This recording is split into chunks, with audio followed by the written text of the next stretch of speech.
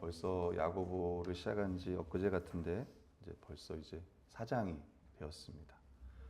5장이니까 앞으로 한 3번 정도 설교가 남은 것 같습니다. 어찌 보면 지금까지 했던 것의 뭐 결론 같기도 해요. 더 결론은 더 있겠지만 지금까지 들었던 설교를 다시 한번 생각하시면서 또 들으면 좋을 것 같습니다. 저는 크게 본문을 2개로 이렇게 나눴습니다. 1절, 6절과 7절, 10절까지 좀 보면서 3장 뒷부분을 이어받은 것 같아요. 오늘 본문은. 그러면서 또 다툼에 대한 이야기를 좀 계속하고 또 다투는 것이 결국은 세상의 벗이다 이렇게 이야기하는 것 같습니다. 1절에 보면은 다툼이 어디서부터냐 이렇게 이제 묻습니다. 야고보가 너희 중에 싸움이 어디로부터냐? 다툼이 어디로부터냐? 너희 지체 중에서 싸우는 정욕으로부터 나는 것이 아니냐? 이렇게 오늘 성경을 이야기하는데 타번역 우리말 성경에 보면 여러분 가운데 영어로 하면 이제 among you 뭐 이런 거겠죠.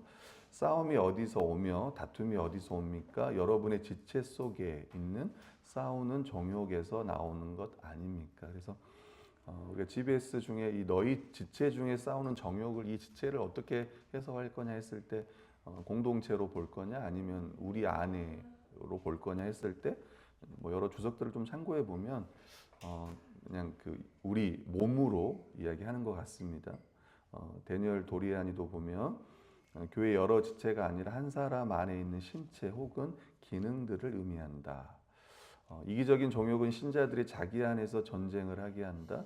그리스도와 이웃을 섬기려는 욕망이 자신을 섬기려는 욕망과 충돌하기 때문이다. 그래서 베드로전서 2장 11절에도 보면 영혼을 거슬러 싸우는 육체의 정욕, 그러니까 각각 안에 어떤 욕심, 시기심으로 인해서 지체들과의 이제 이렇게 다툼이 일어나는 것을 오늘 성경은 이야기하는 것 같습니다.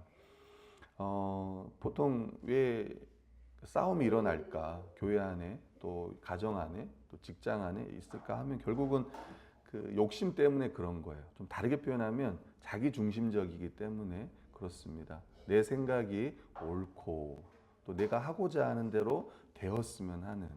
그래서 여러분 그 어떤 하나의 우상 중에 하나가 뭐냐면 내가 모든 걸 통제하려고 하는 거예요. 그래서 사람들은 힘을 갖기를 원합니다. 또 돈을 많이 갖고 싶은 것도 여러 가지 측면이 있겠지만 그 중에 하나도 뭐냐면 내가 이 돈으로 다른 사람들을 내 마음대로 지금 부린다고 표현을 좀 해야 될까요? 그래서 이렇게 통제하려고 하는 이 욕구도 하나의 우상이라고 생각해 볼 수 있는 거예요. 욕심을 내어도 얻지 못하여 살인하여 시기하여도 능히 취하지 못함으로 다투고 싸운다. 그러니까 진짜 교회 안에서 이 시기심 때문에 사람을 죽였냐, 살인했냐 그런 건 아니죠. 실제로도 이 시기심 때문에 사람을 죽이기도 합니다. 요즘 시대 가운데. 근데 그 정도까지는 아니고 어떤 교회 안에서 어떤 다툼, 비판, 어떤 비난 이런 것들이 이제 살인이라고 좀 표현하는 것 같습니다. 이 욕구, 이 정욕, 이 욕심은요 이기적인 말과 행동으로 계속 몰아갑니다. 그래서 결론은 싸우고 다툽니다. 이 정욕은요 아무것도 얻지 못한다고 이야기하고 있습니다. 실제로 교회 안에서도 마찬가지고 우리가 다투고 싸우면 어떤 게 있겠습니까, 그죠? 아무것도 없죠. 얻지 못하면 두 번째로 구하지 않기 때문이다. 구하여도 받지 못하면 정욕으로 쓰러고 잘못하기 때문이다. 그러니까 하나님은 우리가 어떤 탐욕으로 구하는 거, 그 기도에 응답하지 않는다. 그러니까 교회 안에도 이 욕심 때문에 싸움도 일어날 뿐만 아니라 기도 응답도 되지 않는다는 거예요. 그러니까 일단 너희가 얻지 못하는 것은 기도하지 않기 때문이고 기도해도 얻지 못하는 것은 너희가 정욕으로 잘못 구하기 때문이다라고 성경은 말하고 있습니다. 또 기도에 대한 이야기들은 또 5장에도 계속 하니까 그때 좀 더 이야기하고 여러분 기도는 하나님의 뜻에 합당한 기도여야 합니다. 그래야 하나님이 들어주시는 거예요. 하나님의 영광과 그분의 나라를 위한 기도, 특히 우리 주기도문, 하나님의 나라를 위한 기도와 하나님 청원과 또 우리의 3가지 청원이 있잖아요. 일용할 양식, 또 뭐죠? 두 번째 용서, 그리고 사단으로부터 우리를 보호해주는. 근데 앞에 보면은 이 기도에도 보면 앞에 순서가 있습니다. 보면 하나님의 영광, 당신의 이름이 거룩하게 여김받기 원합니다. 당신의 나라가 임하옵소서. 당신의 뜻이 이 땅 가도 이루어지길 원합니다라고 하는 여기에 먼저예요. 하나님을 부르면서 그리고 우리의 어떤 필요들을 구하는 거죠.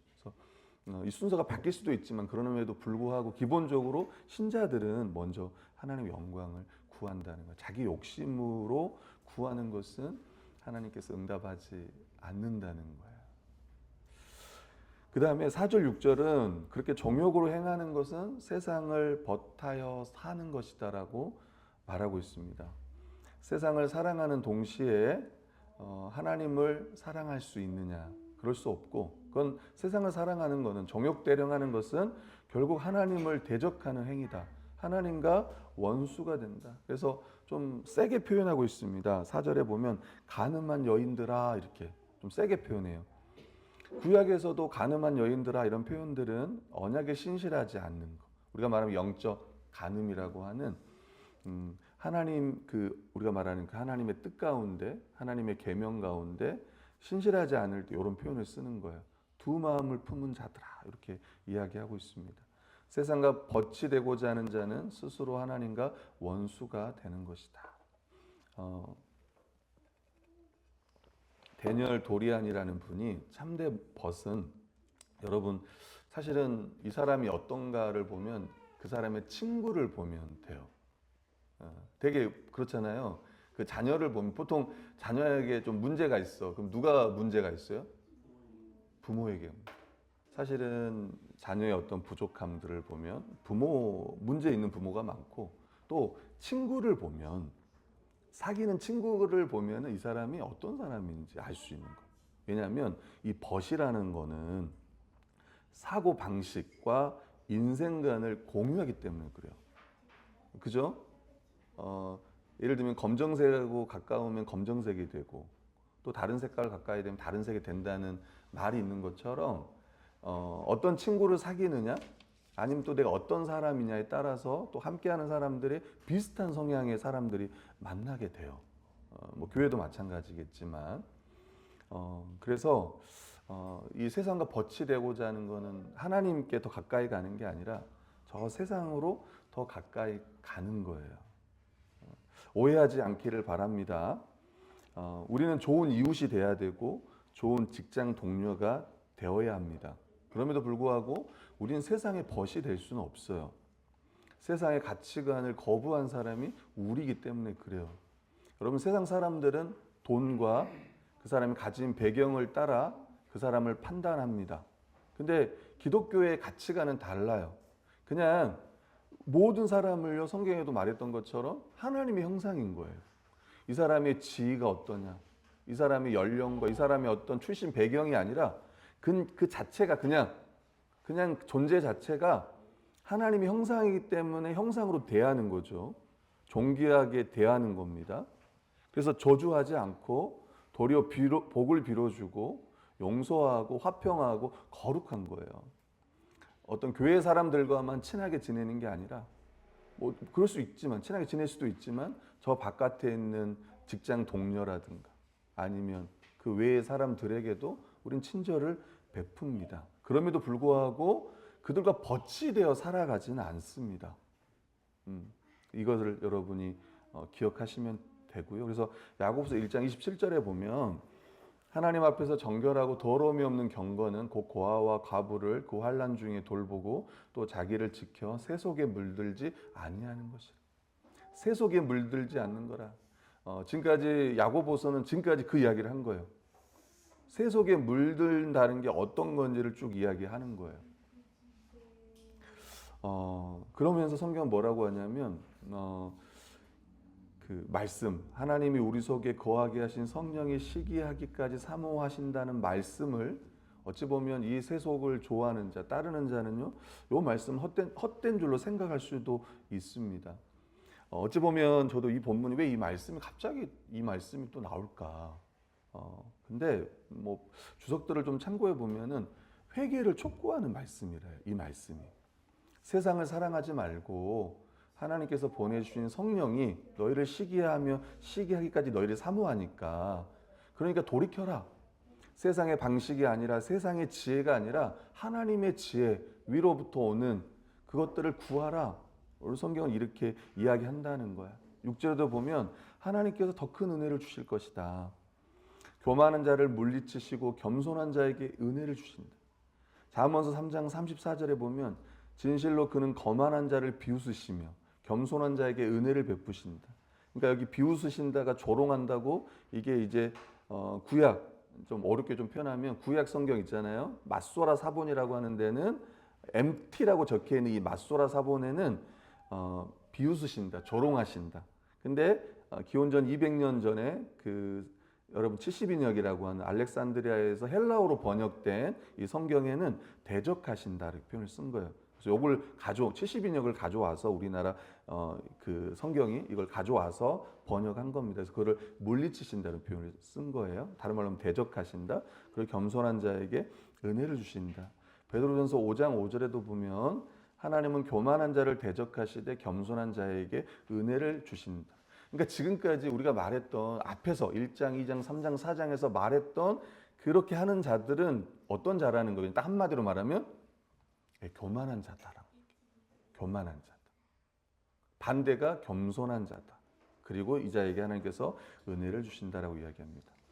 하나님은 교만한 자를 심판하십니다. 대표적인 존재가 여러분 마귀죠. 아담 역시 이 마귀의 속임수에 빠졌어요. 너희가 선악을 알게 하는 나무의 열매를 따먹으면 하나님처럼 될 거야. 아마 이제 복음의 이가에 나오는 내용, 우리 가이자매가 고개를 끄덕끄덕 하고 있습니다. 지난주에 배워서 더 기억에 선명.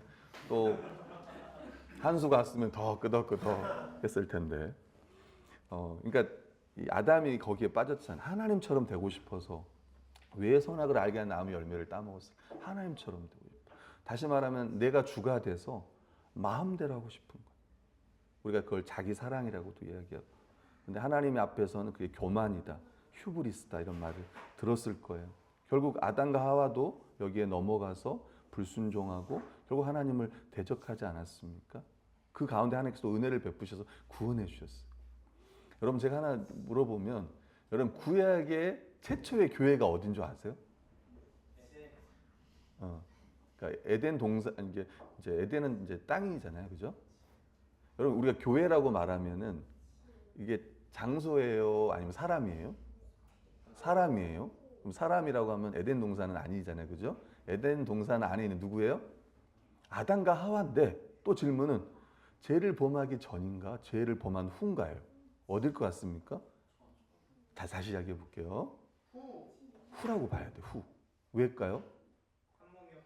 그것도 있지만 구원받은 백성을 우리가 교회라고 한다면, 죄를 짓고 나서 구속받은 아담과 하와가 거기가 교회의 시작이라고 여러분이 보시면 돼요.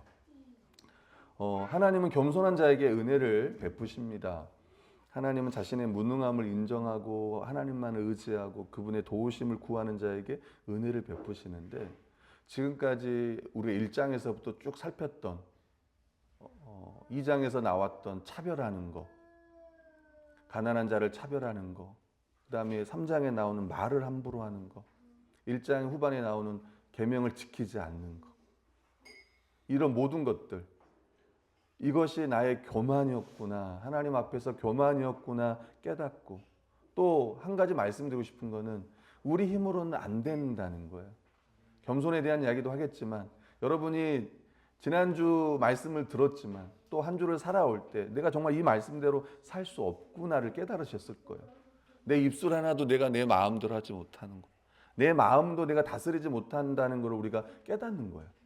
내가 할 수 없구나, 하나님께서 도와주셔야 되는구나. 우리의 무능함을 하나님 앞에 인정하고 다시 하나님을 의지하고 도우심을 구하며 나아갈 때 하나님께서 우리에게 은혜를 베푸신다는 거예요. 우리 이걸 믿습니다.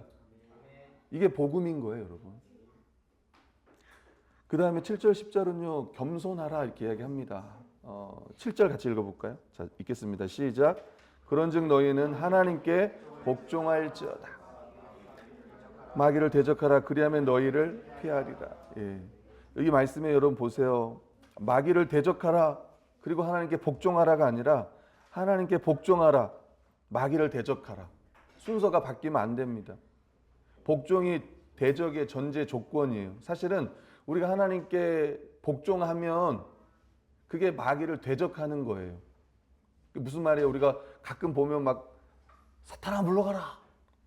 가끔 기도하다가도 갑자기 사탄아 물러가라. 이거 참 우리가 조심스러운 표현. 갑자기 기도하다가 하나님 앞에 기도하고 있다 갑자기 사탄아 물러가라. 뭐 잡념이 생각이 있어요. 아니 누가 좀 시끄러웠나 봐. 여러분 기도하다가 누구랑 말하고 있을 때 갑자기 사탄아 물러가라 할 수 있어요? 미쳤다가 가지. 광신자라고 할지도 몰라. 광신자. 하나님 앞에 기도하면서 사탄아 물러가라 그런 건 아닙니다. 우리 가끔 이제 막 축기하는 사람들도 많이 있잖아요. 근데 한번 생각해 봐야 돼요. 오늘 본문에 보면 우리가 마귀를 대적한다는 표현이 있지만 여러분 대적한다는 말이 이게 안티타세테라고 하는 이제 동사인데 안티는 뭐 대항하다, 대신하다 이런 거거든요. 히스템이 서다예요. 그러니까 뭘 대항해서 선다라는 의미야. 그러니까 적극적으로 대적한다는 의미가 있는 게 아니라 대항해서 딱 서 있다라는 의미 강한 거예요. 쉽게 말하면 이제 교회에 대한 명령이니까 저항하면서 함께 서 있다는 거예요. 마귀의 유혹 앞에서 타협하거나 도망치는 게 아니라 앞에서 말했던 말을 함부로 하는 거, 하나님 말씀에 불순종하는 거, 차별하는 거 그러지 않고 딱 타협하지도 않고 세상이 그러니까 우리도 그렇게 할 수밖에 없어가 아니라 딱 서 있는 하나님의 군사로서 그 자리에 굳건히 서 있는 모습인 거예요. 그러니까 어떤 적극적으로 공격한다라기보다는 하나님께 복종할 딱 그 하나님 그 말씀 안에 하나님의 그 권위를 인정하면서 딱 서 있는 거. 그게 마귀를 대적하는 거예요. 그게 영적 전쟁이에요. 다시 말하면 하나님 말씀에 순종하는 게 마귀를 대적하는 거고 마귀와 계속 싸우는 거예요. 여러분 마귀가 피한다고 했는데 여러분 다시 돌아와요, 안 돌아와요? 마귀는 돌아와요. 진돗개처럼 다시 돌아옵니다. 그래서 계속 싸워야 돼요. 하나님의 말씀에 우리는 계속 그 안에 복음 안에 계속 서 있으면서 또 계속해서 이 영적 전쟁이 일어난다는 거예요. 계속 반복해서 우리를 유혹할 겁니다. 세상도 그렇고 마귀도 더 이것들을 부추길 거예요. 오늘날 이 시대가 어떤 시대입니까? 이 시대가 막 분노하는 시대잖아요. 이런 유혹들이 계속 우리에게 올 거예요. 그러면서 계속 우리가 하나님께 복종하면서 우리가 그리스도 안에서 어떤 존재인지를 기억하면서 계속 서 있는 거예요. 8절 9절은요. 하나님을 가까이 하라고 이야기하고 있습니다. 그래야면 너희를 가까이 하실 거다. 죄인들아 손을 깨끗이 하라. 손은 행동과 행위를 나타내는 것일 거고 두 마음을 품은 자들아 마음을 성결하게 하라. 우리의 동기와 의도를 이야기할 겁니다. 1장 8절 이미 말을 했어요. 두 마음을 품어 모든 일에 정함이 없는 자로다. 의심하지 말고 구해라. 그때 이제 이런 표현을 쓰는데 두 마음을 품은 사람들 하나님께로 또 세상에게 이 두 발을 이렇게 하는 거 하나님을 섬기고 자신을 섬기는 거 동시에 추구하는 거 그거 안 된다고 성경은 말합니다. 슬퍼하며 애통하며 울어라라고 이야기해요. 너희 웃음을 애통으로 너희 즐거움을 근신으로 바꿔라. 여러분 어때요? 즐거우십니까? 아멘. 네, 애통으로 바꾸시기를 근심으로 바꾸시기를. 이거 표현은 여러분 기뻐한다 즐거워한다 잘못된 게 아니라 하나님 백성에게 어떤 진정한 표지, 회개에 대한 진정한 표지가 뭐냐면 이 죄에 대한 마음의 깊은 슬픔. 지금까지 말했던 앞에서 1장, 2장, 3장, 4장에서 말했던 이러한 삶이 내 안에 있다면 우린 지금 어때야 되냐면 이거에 대해서 슬퍼해야 된다는 거예요. 그리고 이것을 가지고 근심해야 한다는 거예요. 고린도후서 7장 10절에 이렇게 말합니다. 7장 10절에 보면 고린도후서 7장 10절에 하나님의 뜻대로 하는 근심은 후회할 것이 없는 구원에 이르게 하는 회개를 이루는 것이요 세상 근심은 사망을 이루는 것이라. 그래서 내가 이런 삶을 살고 있다면 지금 우리가 멈추고 이거에 대해서 슬퍼해야 한다는 거예요. 이건 죄라는 거예요. 제가 아까 말했잖아요. 내가 그때 그렇게 말하지 않았어야 되는데. 그거는 후회도 당연히 하지만 회개해야 한다고. 하나님 제가 이런 죄를 졌습니다. 제가 말로 상처를 입혔습니다. 라고 하는 회개해야 된다는 거예요. 내가 그렇게 하지 않았어야 됐는데 하는 후회에 멈추는 게 아니라 내가 누구를 차별하고 내가 함부로 말하고 이거는 하나님 앞에 죄라는 거예요. 그래서 이거에 대해서 그냥 넘어가지 말고 슬퍼하라는 거예요. 심각하게 다뤄야 된다고 이야기하는 거예요. 그리스도인이 기뻐하는 것은 우리가 이 죄의 실상과 정면으로 이것을 마주보고 회개와 겸손으로 그걸 주님 앞에 가져와서 성령님이 깨끗하게 하는 역사를 경험할 때 우리는 기뻐할 수 있는 거예요. 여러분 누구를 미워하면서 기뻐할 수 있을까요? 내 안에 분노가 있는데 내가 정말 웃을 수 있을까요? 이 지체를 내가 시기하면서 미워하면서 그 지체를 보면서 내가 웃으면서 인사할 수 있을까요? 그거는 가식이겠죠. 가식. 그래서 그것을 회개하라고 성경은 말하고 있습니다. 10절 말씀 같이 읽어보겠습니다. 시작. 주 앞에서 낮추라. 그리하면 주께서 너희를 높이시리라. 아멘.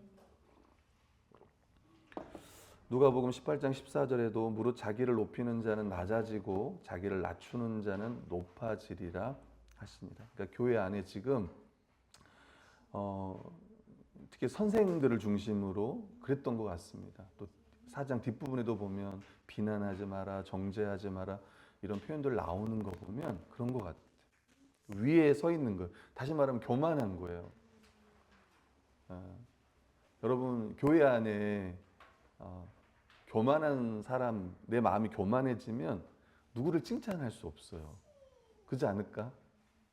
내가 가장 높은 곳에 있어야 되는데 누가 나보다 잘해. 여러분 교만한 사람들은 잘하는 거 뭐예요? 잔소리를 잘해요. 왜? 내가 더 높으니까. 사랑의 말보다는 그런 거예요. 아닌 거예요. 여러분 왜 세상의 가치관과 반대가 된다고 했습니까? 여러분 예수님께서 이 땅에 오신 거 그분이 뭐라고 했습니까? 내가 섬김 받기 위해서 온 게 아니라 내가 섬기러 왔다고 한 거예요. 왕이신 그분이 가장 낮은 자리에서 복종해서 십자가에 죽었단 말이에요. 그래서 내가 대접받으러 온 게 아니라 내가 정말 죄인들을 섬기러 왔다 이렇게 말하는 거거든요. 겸손. 묵상과 적용 첫 번째 보면 높아진 교만을 회개하라. 다른 말로 하면 두 마음을 회개하라고 말하고 싶습니다. 말씀을 들었습니다. 아무것도 행하지 않는 죄, 지체들을 사랑하지 않는 죄, 이게 최고의 법인데 그걸 순종하지 않는 죄, 차별.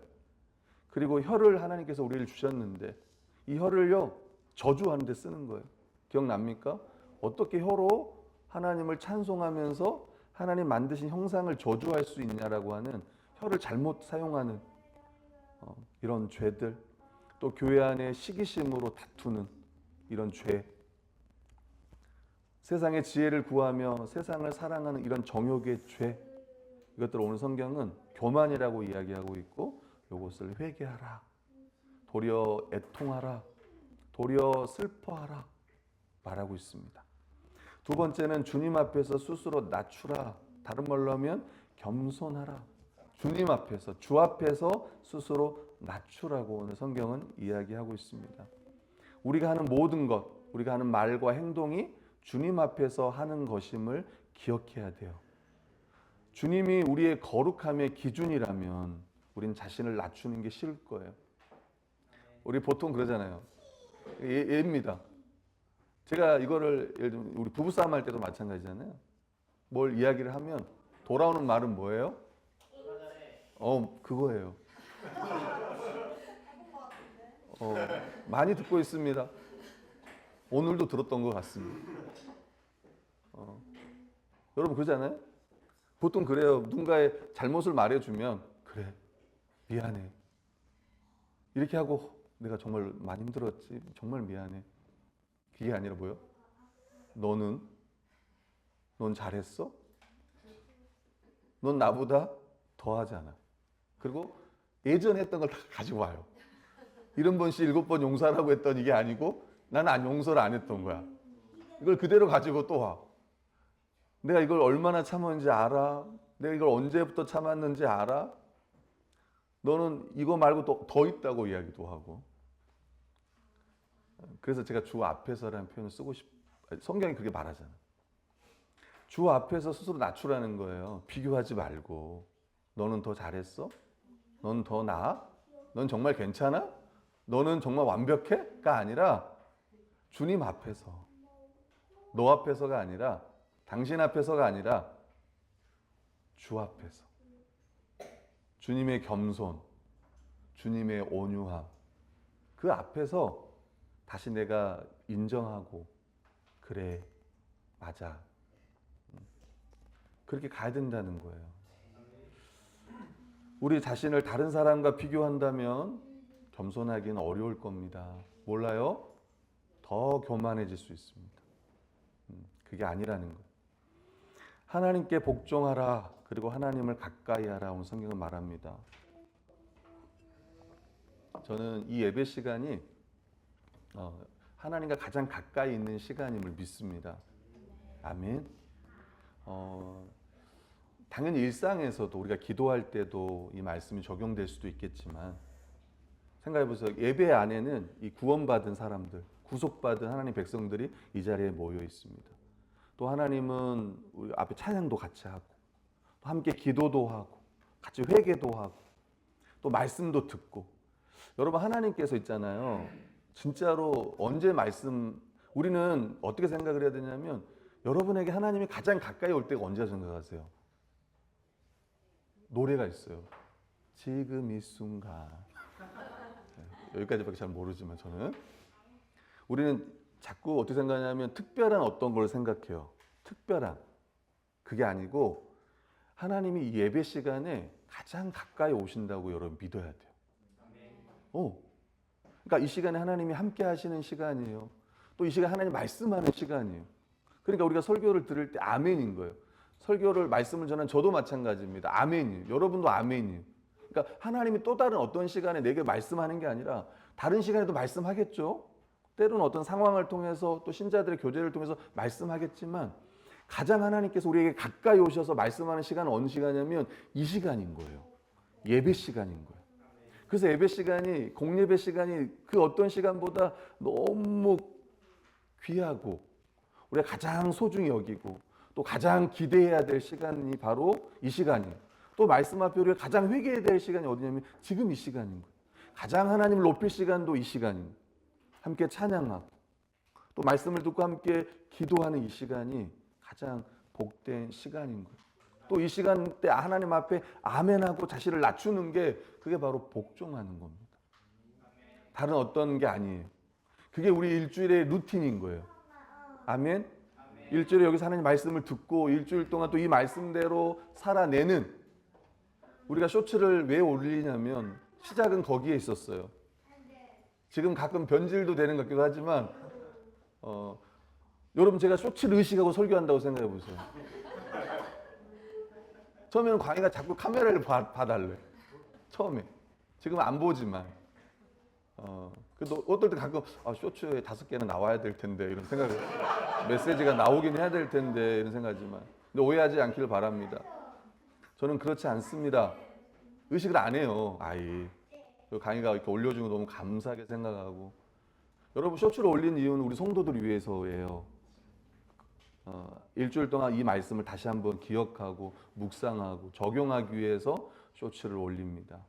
우리가 말씀을 연구하는 것도 마찬가지예요. 근데 그 근간에 뭐냐면 지금 들었던 말씀인 거예요. 오늘 설교에 들었던 이 말씀을 일주일 동안 같이 살아내는 거죠. 왜?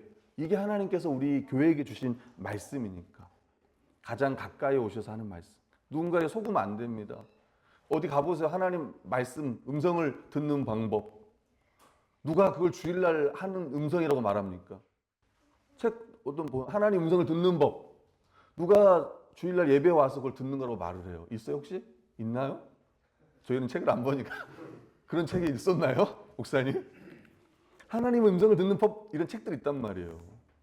근데 예배 시간에 듣는 거예요. 다른 시간이 아니라. 우리 주위에 혹시 다른 목사님들 설교 듣는 분들 있어요? 전 잘하는 거 생각합니다. 잘하는 거라고 생각해요.